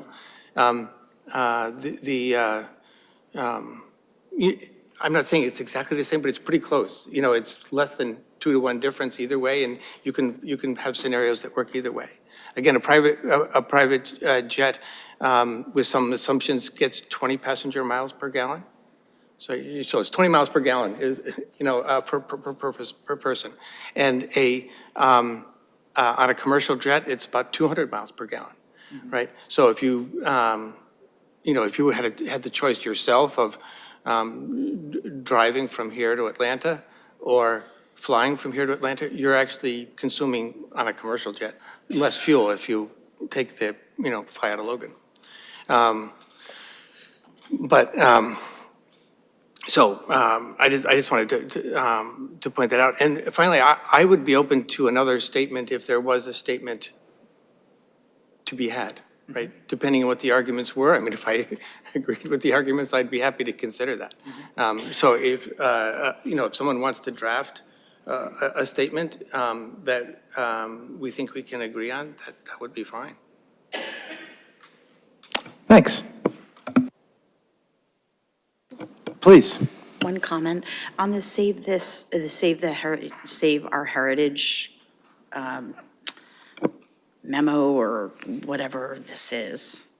We're listed on some of the down below as the Acton Selectmen. Yeah, that's the way it was back in 2005. It's Yep. unfortunate, but true. Okay, so this is an older memo. Yeah, this is an example of Yeah. a memo that the Okay. Select Board was willing to sign on to back in 2005. Statements from the public in person and online? Okay, well, first of all, real quick, I want to thank David and everybody else for bringing this back to, you know, substantive issues and trying to, you know, argue this on the merits. And as much as I am in favor of reducing carbon wherever we can, let's actually, you know, stick to facts on this. The second comment is that, let's not forget, Hanscom used to be a working air base. You know, there's a lot less traffic out of there now than there was a few years ago. So let's not forget that. And the third is that having actually done some work for the city of Ontario, California, which is home to a former air base, now an international airport part of the LA system, I've become a big fan of regional transportation planning. And frankly, I think that if we're going to put in a letter, we should be asking the state to actually do some serious regional transportation planning for the airports. Because, you know, for all we know, traffic patterns over Logan are eating up, are polluting out the wazoo. Or traffic, people in cars driving to Logan, you know? There's a lot of things that can be balanced out here, including convenience. I would love to be able to fly out of Hanscom to, say, New York. And in that regard, I'll just make the comment in terms of transportation planning around here. When we were living in Newton, the express bus downtown stopped 4 blocks away from South Station. And I was commuting by Amtrak down to New York. You know, so silly things like that, silly things like train schedules that don't connect to Amtrak, where you have to wait at South Station for 2 hours to connect to Amtrak, you know. We should be looking at this as transportation planning, not as an environmental issue. Thank you, Miles.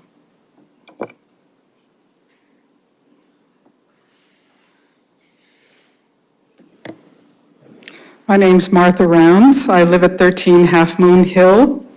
I heard my first private jet this morning at 7:48 a.m. as I was standing in a field. So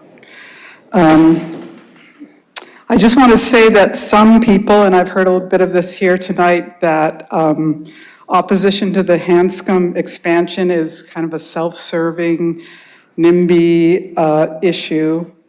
And I agree with that, it is. For me, this is a NIMBY issue. I, like a lot of other people, support projects that benefit the general public, even if they're inconvenient or unpopular or unsightly. A perfect example of this is the current construction at Kelly's Corner. It's currently quite unsightly, quite inconvenient, but I and other people support it because it's for the public good. The Hanscom expansion benefits a very few people at the expense of many. It offers comfort and convenience to a small fraction of some of the wealthiest people in our country who prefer not to use our country's very well-developed commercial airline industry.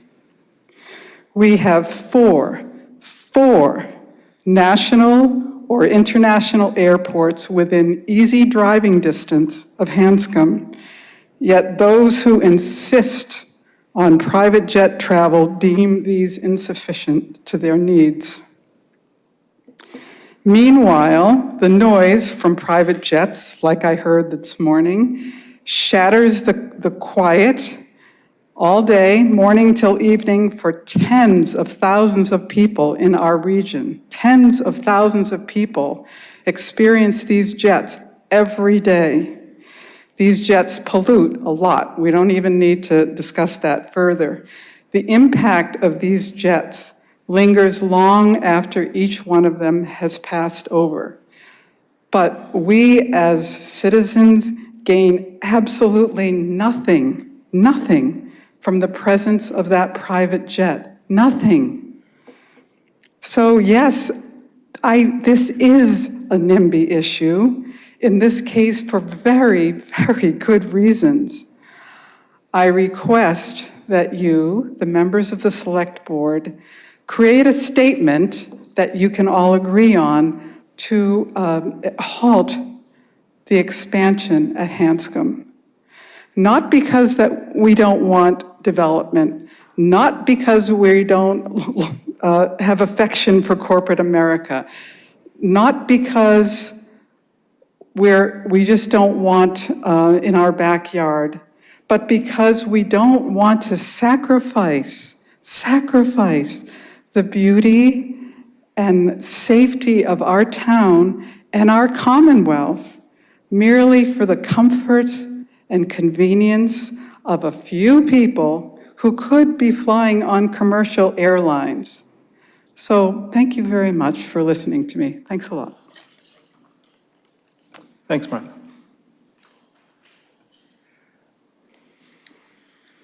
Carla Heiler, 531 Old Stonebrook. I am a member of the Thoreau Society, although I am speaking on my own tonight. I do oppose the expansion for not just environmental issues, and yes, I do appreciate, David, that you were trying to compare things, but I really feel like you were comparing apples and oranges there in terms of the fuel consumption and CO emissions. But the reality is, I like my peace and quiet. I lived under a flight path at one point. I lived in Somerville before it was hip to live in Somerville, back when we called it Slummerville. I've lived in Cambridge, I've lived in Boston. I've lived in noisy places. I'm out here now. There's a private airfield at Stowe, in Stowe. There is the Worcester Airport, which almost closed a few years ago for lack of use, I might point out. There's Manchester, New Hampshire's airport, or as they like to call it, Manchester, Boston, along with TF Green, which again, all of these are right nearby. They're easily accessible. The people being served by the expansion at Hanscom and putting us at risk, and noise pollution is a form of pollution. The people putting all of us at risk out here is a very, very, very thin slice of the pie. Like, if that were my slice of the pie, I'd want more, just saying, because I like pie. But I'm just saying that the people that would be served by this is such an ultra minority than the rest of us. And just because you live in Acton doesn't mean you're rolling in the dough. Just saying. We bought in Acton instead of Newton because we could afford Acton instead of Newton.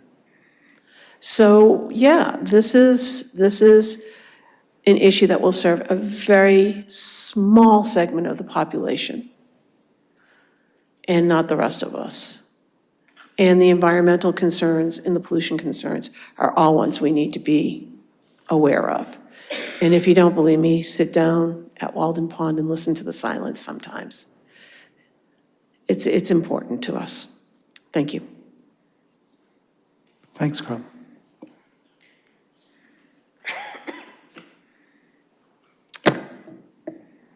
Hi, Judith Ehrenstein, 3 Gregory Lane, Acton. I think you've all seen the numbers. If you know me, I'm not a numbers person. I can't figure out the CO2. I hope someone comes up with some numbers they believe. What I believe is that the CO2 contribution is much higher from a private jet.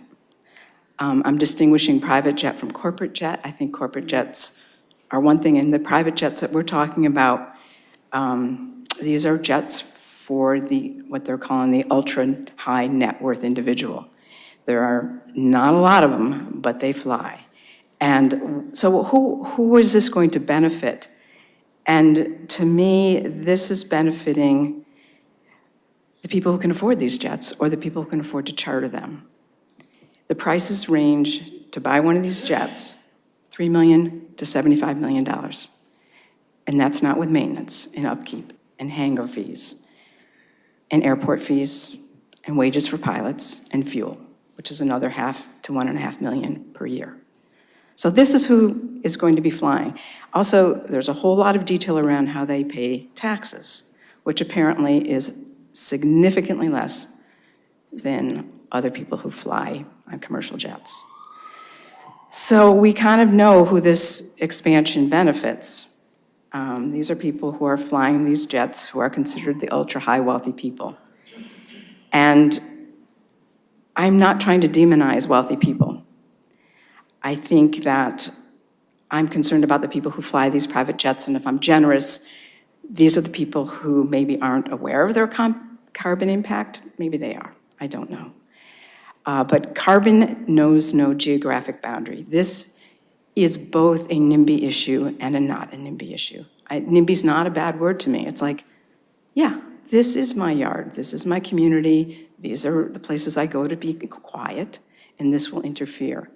And carbon dioxide knows no geographic boundary, so this will be affecting everyone. To your point, David, I do think there is some maybe disingenuous or stretching the point of using it as an EJ. Okay, it's not a great argument maybe, but I don't think we should throw out the baby because the bathwater was a little, whatever, tainted. I think that this is really well beyond what we need in our community. Just a quote from this organization that I have now found out about called Patriotic Millionaires. These are very wealthy, wealthy people. These are the ultra wealthy. And they are, I did not know this man's name, Morris Pearl. He was the current chair of he's the current chair of Patriotic Millionaires, but he was also the managing director of BlackRock, one of the largest investment companies in the world. And the quote is, "There is perhaps no greater symbol for our current age of extreme wealth, inequality, and environmental devastation than private jets." They work on a lot of issues, but this is one that their chairman said, you know what, I used to fly a private jet, I'm getting rid of it. So it really matters. So if This is just probably a good time to finish up the remarks. If I'm getting I don't the see a negative impact of signing this petition, one that you can all agree on, and I urge you to sign it to the governor. Yeah, I think that's good enough. Thank you. Thanks so much, Jim.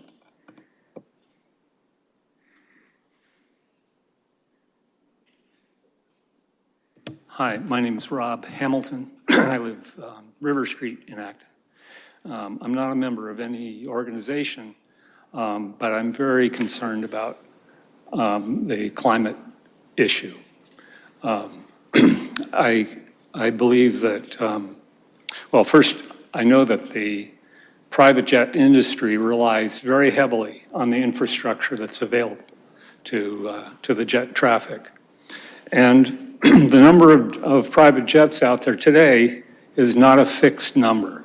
They are being manufactured on a regular basis. And the number one bottleneck for private jets is the availability of space on the ground. The sky certainly isn't the limiting factor, neither is the fuel. But there are people who are willing to with their money ready, to purchase more of them. And I believe the numbers are being somewhat held back by the lack of infrastructure. But this project is not a small project to give a little boost to the private jet industry. It's a major project. It's the largest project of its kind in the country proposed. And they intend to accommodate 80-plus private jets, so it's not making room for 5 or 10.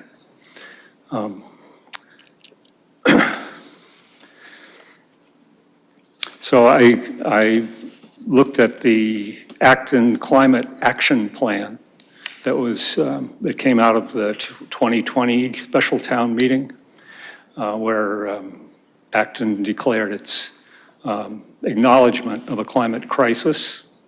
And under guiding principles,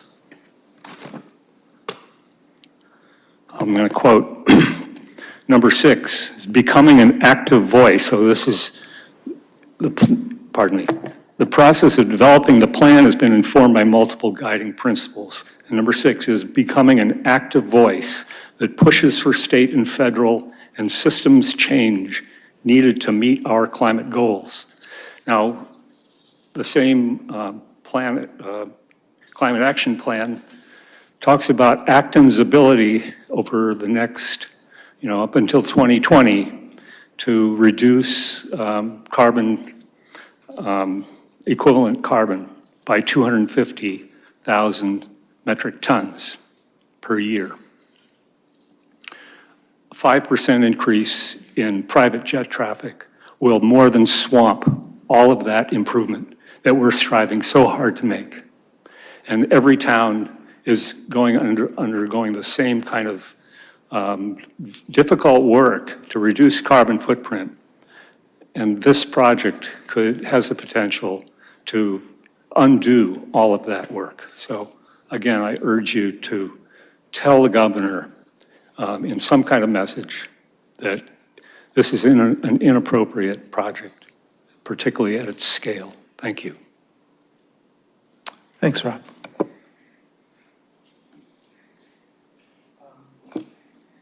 So I'd like to thank all the board members for participating and, getting the issues out, and to the people in the community who've spoken out about this issue. Where things are sitting with me right now, thinking about being the chair of the board, is that I'd much prefer a statement that was agreed to by 4 out of 5 board members, or 5, or, some number bigger than the barest majority. So I would propose a couple of things. First of all, that we wait until the preliminary environmental impact report has come out. That will give us an opportunity to see when someone actually works with the spreadsheets and has to publish their assumptions and has to, describe what they're doing, what is their projected climate impact for this project? Because that's a matter of, disagreement among the board. So one thing would be to wait for that. Something that could happen at the same time is we could start, if someone was interested, someone could start composing a shorter but broader letter that includes the other reasons for opposing this expansion, so that we would be ready when the environmental impact statement came out to consider next steps. Do we want to take this short letter, combine it with the facts from the preliminary environmental impact report, or what? And that might be a discussion that would bring us, closer to a decision together. There might be thoughts about that way of proceeding. And you're telling me there's a comment from the online world. So let's hear that before we talk about this idea. Matt, why don't you go ahead and let's bring somebody in who has a comment. Yes, Mr. Chair, this is a user. They should be able to speak now. Hi, it's Karen from Upper Mass. Can you hear me? Yes, we can. So I have three questions that I don't know if we have the answer to. And then I have a series of comments which are pretty short. The first question is around the benefits. These special permits require the applicant to convince the town and I suppose surrounding areas, people with an interest, what benefits it brings to the community. And so I'm curious as to whether anybody has issued a statement on what these benefits would be. I'm interested in how much pollution it'll dump on us. I know people who live on Route 111 and Route 27 who consistently have to clean the dust off of the little particles of carbon that are dumped into their house. They're breathing it. And will a closer to tourism make more flights or less flights? I don't know if anybody has any of those answers yet. If not, I'll continue on to my statement. Do we have any answers to these questions? The state's point of view in this, the Massport's point of view on this is expressed in their preliminary environmental form, in which they express the economic advantages, the sort of the fallout effect of having rich people visit is that they spend money from time to time, and so some money trickles into the local economy. That's the main advantage they're talking about. And in terms of the amount of pollution, that's the issue that we are not clear on as a board, because we don't. The Massport is making this argument that the climate pollution will be reduced rather than increased. So we don't really know. Okay, looking for the formula of what economic benefits for the cost of the dumping on us, I think what you're saying. My statement is, I'm very interested in this Kelly's Corner analogy, where encouraging more flow encourages more use, because again, if you make it easier, people are going to do it more. And public transit, these commercial airlines, although they are privately owned, are very heavily subsidized. So there's a case to make that they are, in fact, a form of public transit. The idea of NIMBY pollution from additional traffic and people concerned about encouraging more fossil fuel use, I asked you, where were you when we were asking you to vote no on the Kelly's Corner project?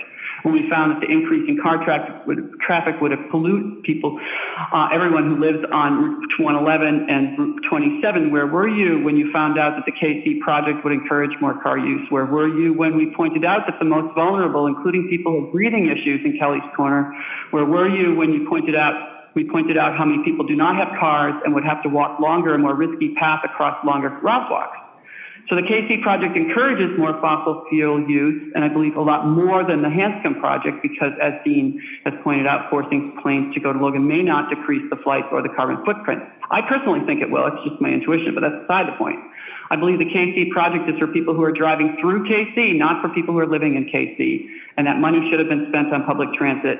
I also make the point of less fuel by person or less fuel by trip. I've run the numbers for multiple people in a fuel-efficient car, and I'm not convinced that jet transit should be compared to car use in all circumstances. And I believe we should do more to encourage reducing travel altogether. And anything we can do to make it harder to travel is fine by me. Thank you. Thank you much.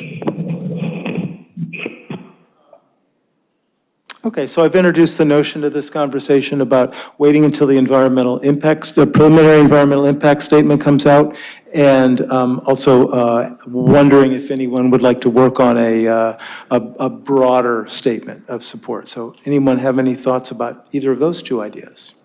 Fran? I'm willing to take a stab at a preliminary draft statement. Great. Thank Thank you. Any other comments about this potential strategy of moving forward? Alyssa? Thank you, Fran. And I'm in support of what you're proposing for us to take a look at the environmental impact report and have a broader statement that hopefully all of the board members can support. I just want to say a couple of things. I do appreciate people pointing out that this is a stretch to call it an environmental justice issue. If we're just, gonna not worry about the private jets that are parked at Logan. We just don't want them at Hanscom. I just want to remind people that this is a proposed expansion. It's not a proposed replacement. We're not closing hangars in Logan to have the jets move to Hanscom. I really appreciate what Mr. Hamilton mentioned about the bottleneck now that is, preventing people who might be able to afford private jets, they just don't have a place to keep them. So I think that's a good point. And I also want to mention that I'd like us to make an effort to avoid using the slippery slope, because it's actually not an argument. It's a logical fallacy. So just because something that we do may lead to something else doesn't mean that it's going to. So it's, to me, it's not a reason not to make a statement because something else that's more restrictive could come in the future. So I'd like us all to keep that in mind and not use that logical fallacy as a reason not to take action. I really appreciate what someone in the public said about focusing on regional transportation planning. I think it was Miles. And I think that's about it. Thank you. David, Dean, any thoughts on whether this strategy might emerge with something that you would end up, the possibility of it merging with something that you would end up supporting? I think it makes eminent sense to wait until we've seen the draft environmental statement. And, if somebody wishes to draft a letter that we can react to, that's better than talking in vast generalities. So I think there's sufficient time to do that. So I support your concept. And then once we see what the draft letter is, and once we see what the draft report is, then we can act accordingly. David, any thoughts about the strategy? Yeah, I think I kind of pre-agreed, right? So I'm anxious to see the environmental report, and if that shows, we've what Mr. Hamilton said, and kind of aligns with what you were saying. If it's really true that these hangars will cause new jets to be introduced, that's a different story than having them come out here from, maybe they're currently around Logan or some other New England airport, and they instead are stationed here because it's more convenient for their users, but they're going to fly anyway, right? That's a different story to me. I'm hoping that the environmental impact report has that analysis, and if we can come up with a letter that we can agree to, that's fine. Yeah, and I think maybe the letter could even take a little bit of a different tone. Again, following on with what Alyssa said and what some of the people in the public said, maybe we should talk about regional airport planning, and because anyway, I don't want to.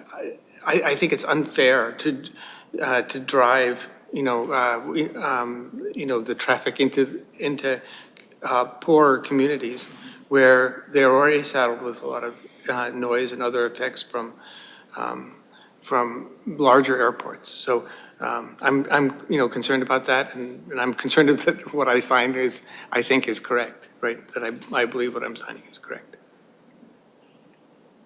Thanks, everyone. Appreciate everyone's engagement on this. We'll come back to it after the impact report.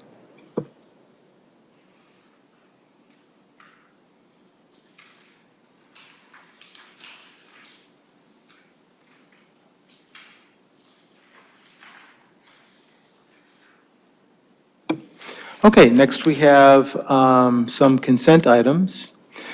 Number 5, approve a one-day alcoholic beverage license for 2 places. Wish Boutique, 525 Massachusetts Avenue, number 104, September 27, 23, and West Acton Village Merchants Association, Gardner Field, 530 Mass Ave, September 30th, 2023, with a rain date of October 7th. I'd like to hold that one. Great, thank you. And number 6, accept a donation of $400 from John Benson and Pamela W. Lynn toward the Acton 250 Committee in honor of Patricia A. Herdig. Okay, well, not hearing anything about that. How about a motion to accept number 6? So moved. Second. All those in favor, please say aye or yes. Yes? Aye. Okay, that's everyone. So David, why don't you take us through the number 5? Yeah, yes, we received one one-day liquor license request. I first heard about it on Friday, but I think the town didn't receive it until Monday. That was not included in time, or in time, we didn't receive in time for the agenda. So maybe if you agree, Mr. Chair, I can read because people may not have seen it also, I can just read the overview of the one-day liquor license, and then we can decide whether we want to include it or not. Great, yeah, it has been included in our packet for those who, want to refresh their view of it, but it would be great if you could review the basics with us. Yes, so this application is from Paul Swiden at the Silver Unicorn Bookstore at 12 Spruce Street. It's for an after-hours event with the Middlesex West Chamber of Commerce on September 27th at 5:30. They're expecting about 25 people, all adults, and well, basically that's it. So I would move that we add that to the list of one-day liquor licenses. Thank you. One question that often gets asked at this point is, has the police chief spoken up? And I think maybe either John or Lisa or David can tell us about that. The police department is aware of the request and is comfortable with it. Great. Any other, so let's see. I guess we need a motion to approve that particular one-day liquor license. And you're He pointing- made that, and I will second Oh, it. you already made that motion. Thank you. Maybe you don't want to accept the motion in this form. I just moved to add it to number 5. Got it. Okay, so let's check on that. Is it okay to add this additional liquor license to number 5? We need a second. Yes, are I there second seconds it. for that? Second. Okay. Any other discussion about this notion? No? Okay. All those in favor of adding this to number 5, please say yes or aye. Aye. I heard yes from everybody. Thank you. Now let's go back and look at the larger question of number 5. Approving, David.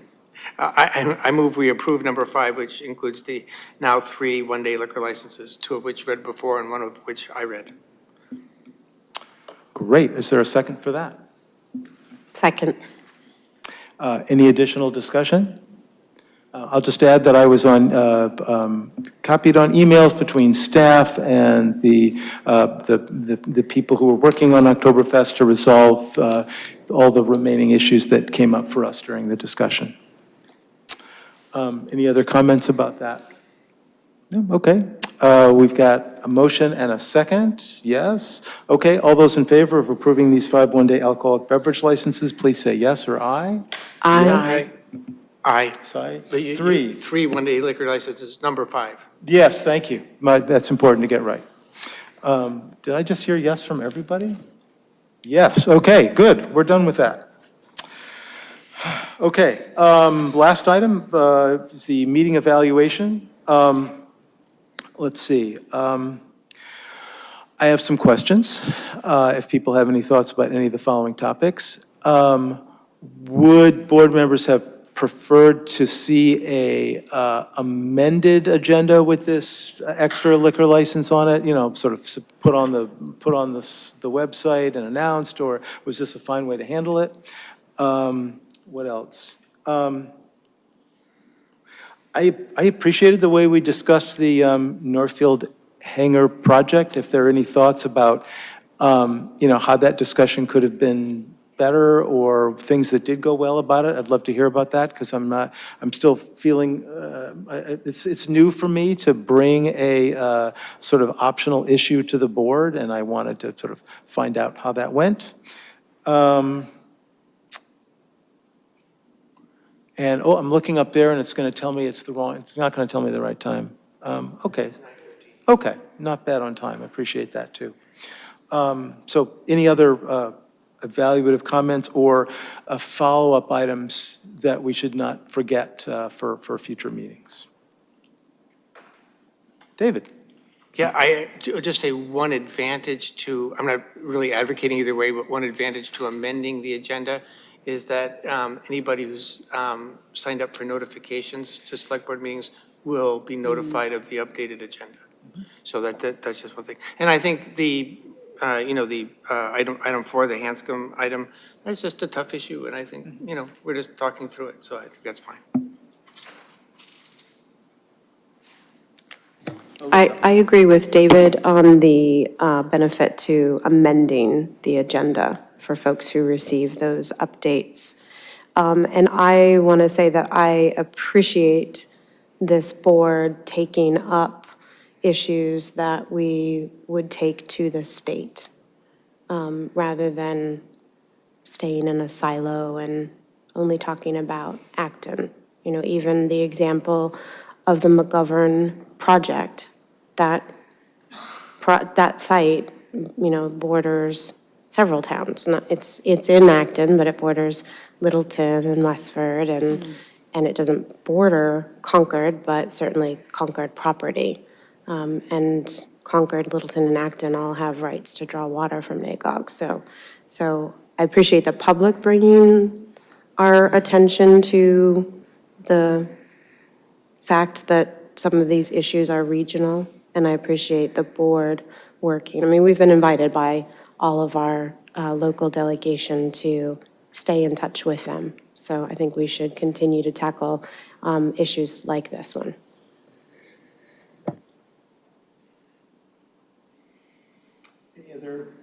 Any other evaluation comments or things we should follow up on? Fran? I thought this was great. I thought the conversation about the Hanscom issue, not only with us discussing, it's really helpful to have the public here with their views. That's a really important component, and it even helps me in decision-making, so. Thanks. Any thoughts? Nope, no comments. Thanks so much, everyone. One last motion. I move to adjourn. Waiting for a second. Second? All those in favor, please say aye. Aye. Yes.